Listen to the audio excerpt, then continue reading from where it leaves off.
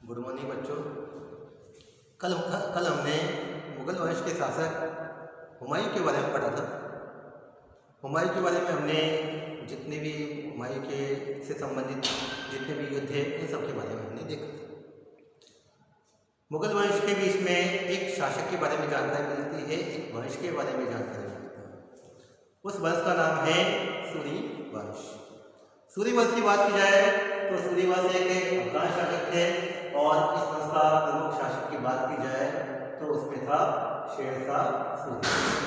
आज हम शेरशाह सूरी के बारे में ही विस्तृत अध्ययन करेंगे। शेरशाह सूरी का समय काल माना जाता है 1540 ईस्वी से 1545 ईस्वी तक का समय काल। इसका समय काल 1540 से 1545 तक का माना जाता है।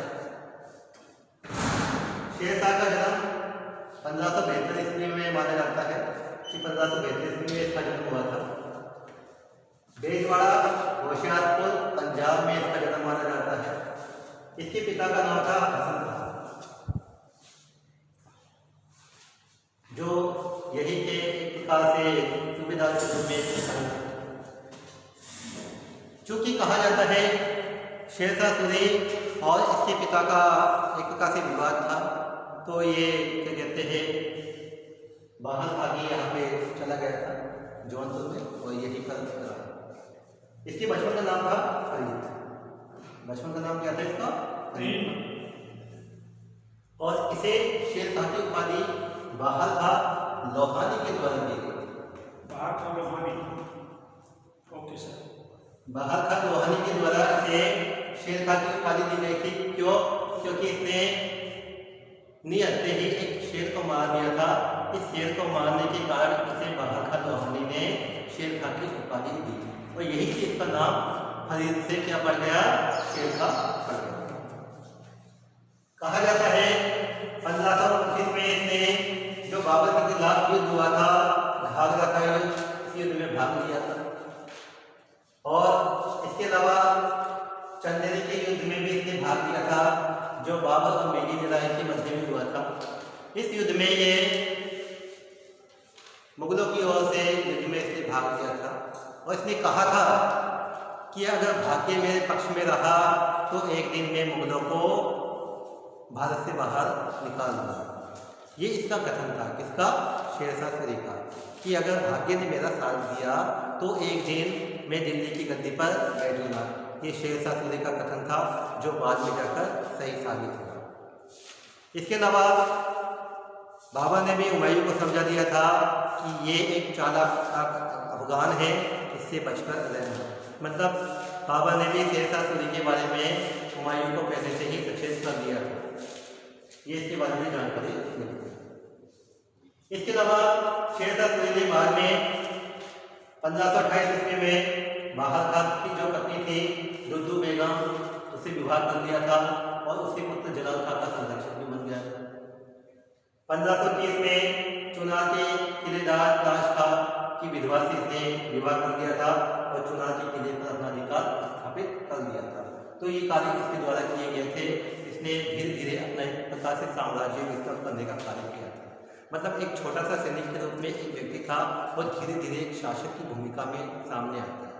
मतलब एक छोटे पद से ये बड़े पद पर पहुंचता है शेरशाह सूरी। ये इसके बारे में जानकारी।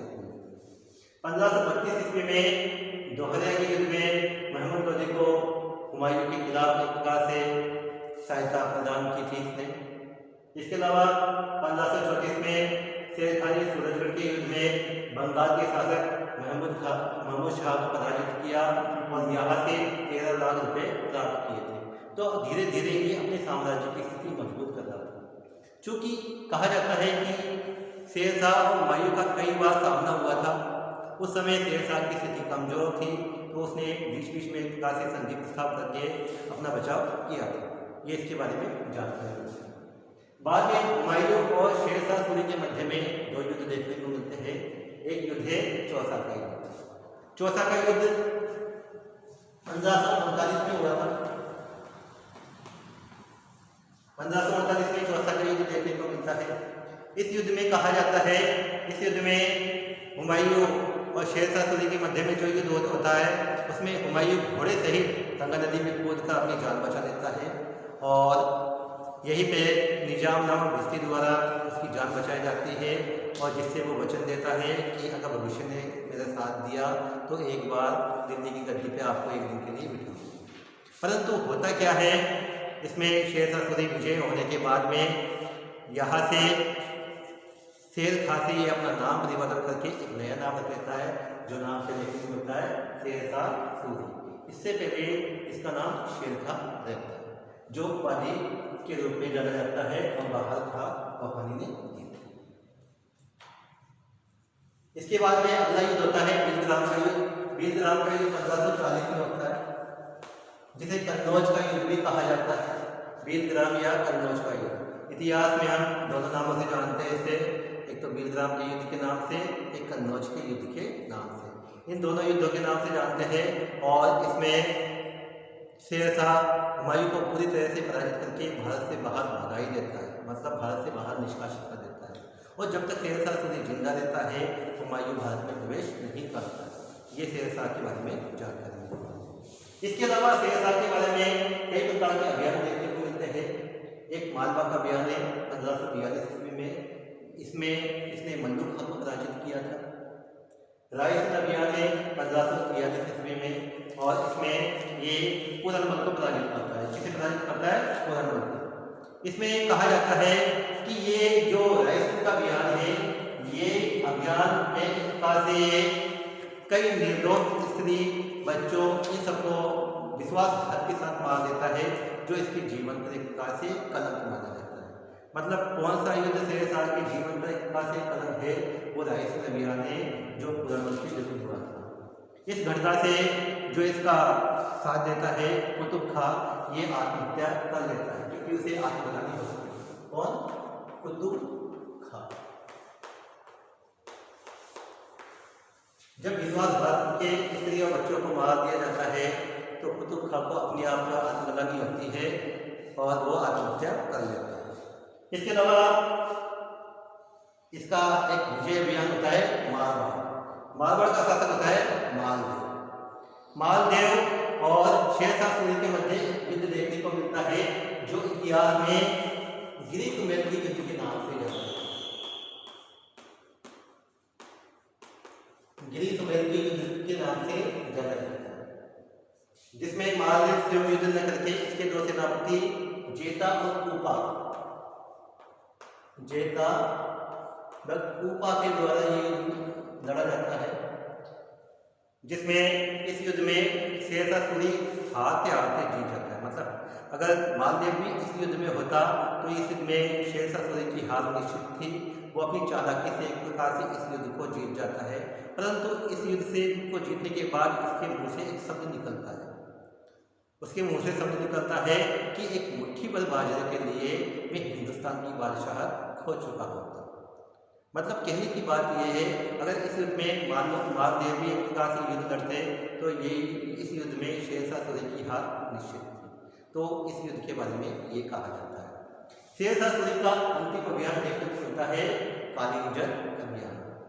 कालिंजर अभियान कीरत सिंह के विरुद्ध हुआ था और इस युद्ध में शेरशाह सूरी अपनी विजय पताका के साथ आगे बढ़ता है और आगे बढ़ता है तो एक प्रक्षेपास्त्र का प्रयोग किया जाता है, उक्का नामक प्रक्षेपास्त्र। उक्का नामक प्रक्षेपास्त्र का प्रयोग किया जाता है। जब ये प्रक्षेपास्त्र चलाया जाता है तो किले की दीवार से टकराकर वो शेरशाह सूरी के पास में आके गिरता है। वह बारूद का ढेर लगा रहता है और बारूद का ढेर लगा रहता है तो उस बारूद में आग लग जाती है। आग लग जाने के बाद में शेरशाह सूरी झुलस जाता है और झुलसने के बाद में उसकी मृत्यु हो जाती है। परंतु उसकी मृत्यु हो जाती है तो उससे पहले उसे इस जो कालिंजर है इसे जीतने की प्रकार से जानकारी मिल जाती है कि ये किला इसने जीत लिया है, परंतु ये मर जाता है। तो ये शेरशाह सूरी के बारे में जानकारी मिलती है। शेरशाह सूरी का मकबरा सासाराम बिहार में है और इसके बारे में जो इसका प्रशासन है इसके बारे में हम कल पढ़ेंगे। आज के लिए इतना बहुत है, ठीक है। इसके बारे में हम कल पढ़ेंगे। है।